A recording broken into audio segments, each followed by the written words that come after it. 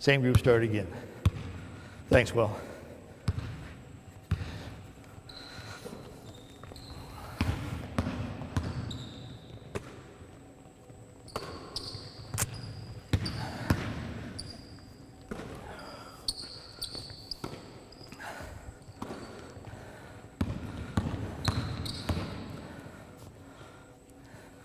Okay, hold it up. Not too bad after the first 10 minutes.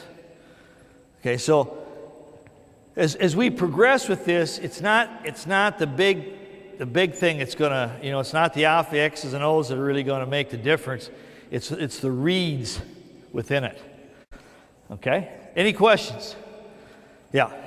If you kick to the corner and don't have the shot or the post up, does the post just step out and ball screen the corner and keep it going? Or? Great question. Take it through. Go ahead, take it through until I say stop. Okay, stop. Ball here. Pass it. The question was, if we don't have a shot and we don't have a post-up pass, what do we do now?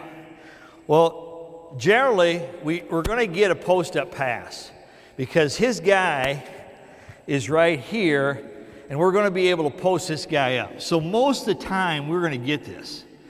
If we don't, we can swing it right back, or we can go set up. I don't like this screen as well because it's too close to baseline, but we do set this some. Where we come out and set this some.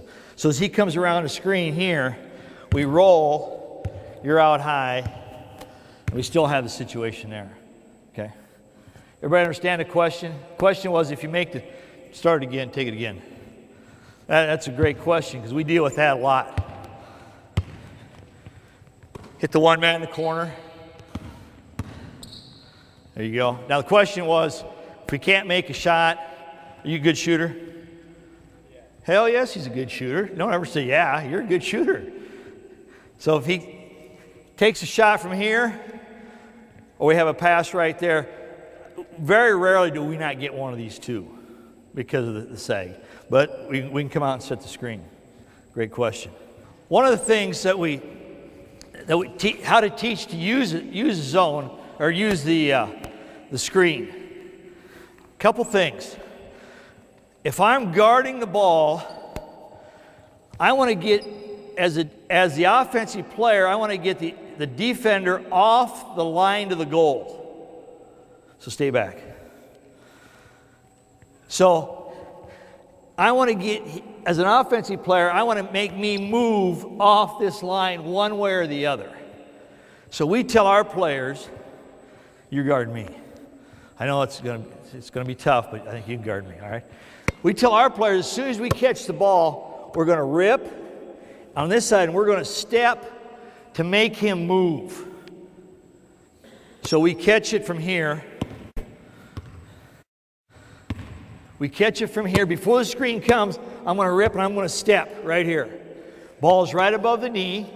And a lot of times I may have a wide open basket because if I get him beat, there's basically no help if he gets there too late. And he's a lot of times watching the screen. So that's the first thing we do is we want to get him off the line to the goal. Now, we teach permanent pivot foot, and that may be something different than what you teach. I think Mike teaches inside pivot at St. John's. Pros all do. Just at the high school level, it's easier for our kids to understand that the non-shooting foot is the pivot foot. Right or wrong, whatever. Our junior high teaches it that way. Our fourth and fifth grade teach it that way. We always have the same pivot foot no matter where we catch the ball. Now that's not on the shot, that's on the catch. So if I pass the ball right here, his pivot foot's going to be his left foot. He's going to catch and square. Okay? So now to get me to move off the line, he may take a big step this way and then come off the screen. He may take a step toward the screen and then cross over and take me that way. but his left foot's his pivot. On this side, his left foot's his pivot.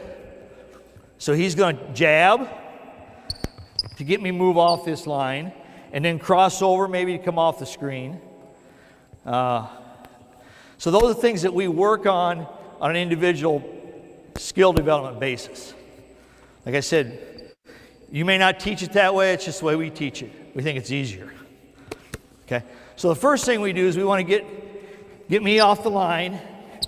Now the screen comes. You're head hunting.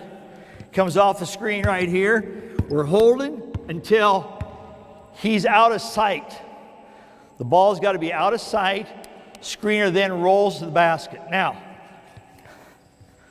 I know I'm getting off on a few different things here, but stay with me. How many teach a screen and roll? Okay. How many teach screen and go? Okay. If you watch all the European international basketball, they do screen and go. What I mean by that is, as he's coming off the screen here, instead of rolling, he just takes this hand right there and go. And we kind of went to that philosophy because it's quicker, for one thing.